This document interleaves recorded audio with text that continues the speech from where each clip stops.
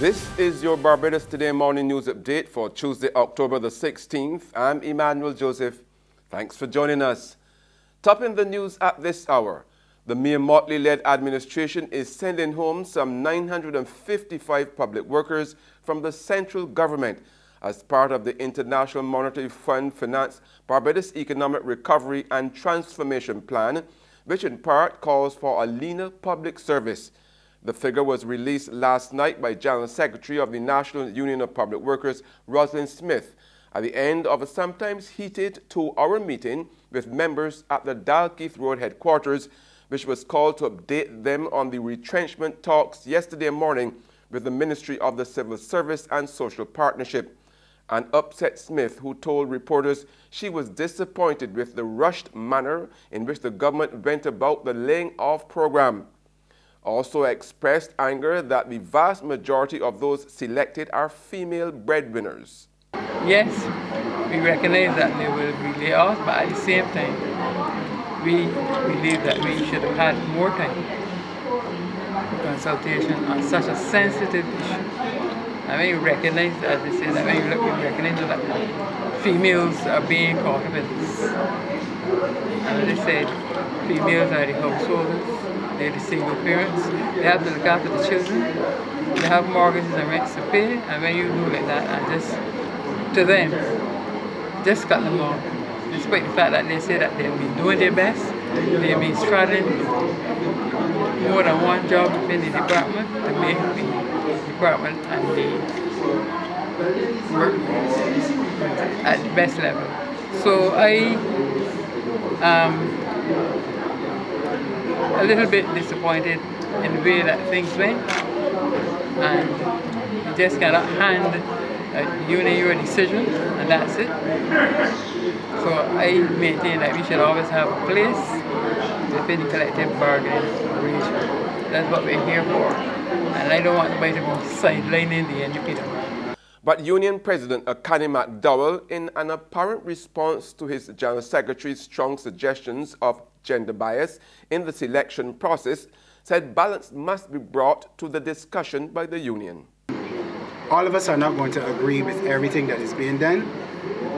What we can do as a union is make sure that we put measures in place to make sure that our members are as comfortable as possible. And I think that this union has been able to put forward positions, for example, the position of last in, first out, and we also made sure that the number of workers affected were significantly reduced. So we've been able to put forward cases to lessen the impact of the measures that are being proposed, and I think that has to be highlighted. The categories of workers being retrenched comprise some from the Ministry of Transport, Works and Maintenance, school meals, security guards service, stenotypists, clerk typists, and postal service. Meanwhile, opposition Senator Caswell Franklin, himself a leader of a fledgling trade union, has accused the nation's largest unions of being neutered in the face of imminent public sector job cuts and incapable of standing up for the workers. And he claims that the list of 1,500 workers to be sent home by month end has already been drawn up, despite a request from a senior civil servant for the names to be forwarded to the Ministry of the Civil Service. Franklin, leader of the Unity Trade Union, has issued a blunt warning to public workers not to expect meaningful representation from both the NUPW and the Barbados Workers Union as government makes job cuts in the civil service. In other news now, workers at the Barbados Statistical Service located in the Baobab Towers in Warrens are being relocated this morning after being forced out of their fifth-floor offices due to environmental problems for the second week yesterday. Shop steward Kimberly Agar told Barbados Today last night that the workers will operate from the sixth floor in the same building complex for the time being. Agar said an independent investigator is being brought in to carry out a so-called grab test to get to the bottom of the ongoing environmental difficulties, which last week Monday caused a worker to collapse due to an allergic reaction to sulfur dioxide. There's regional and international news after this short break.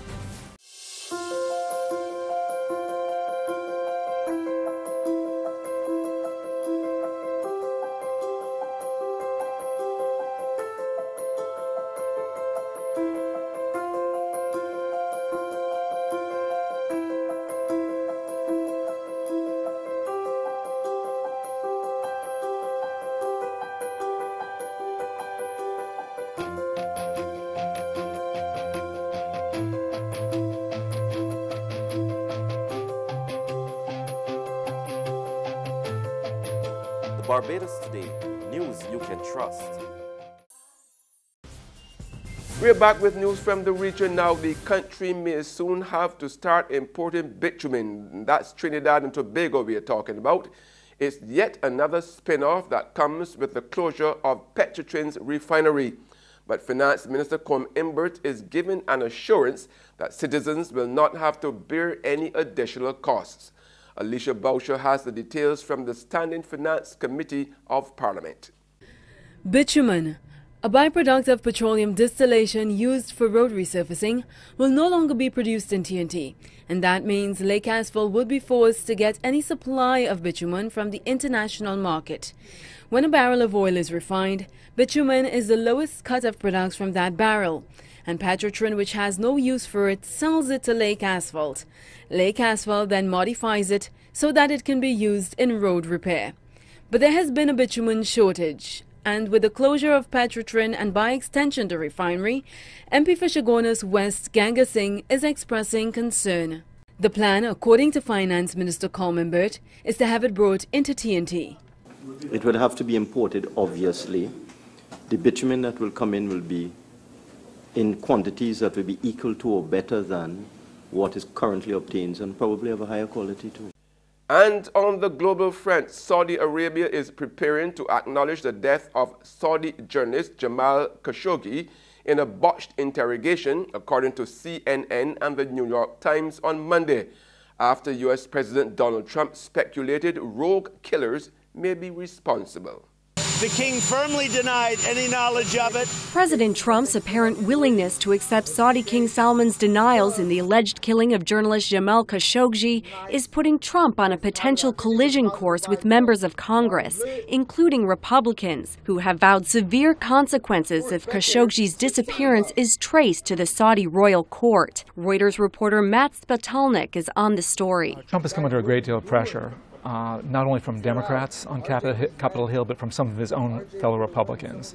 Key lawmakers want to know what happened, and what Trump is doing here right now is trying to perhaps buy time so that the Saudis may have time to get their own story straight. Maybe these could have been rogue killers. The Saudis buy tens of billions of dollars per year in U.S. arms and weaponry, so he's looking for a way to kind of lower the temperature.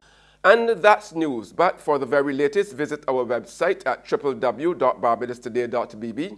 You can also subscribe to our e-paper, email updates, or like us on Facebook, and sign up for breaking news alerts via WhatsApp. We are also on Izumi Media in bus terminals, as well as screenplay at supermarkets and gas stations near you. You can also hear us on Mix 96.9 FM. I'm Emmanuel Joseph. Have a fantastic day.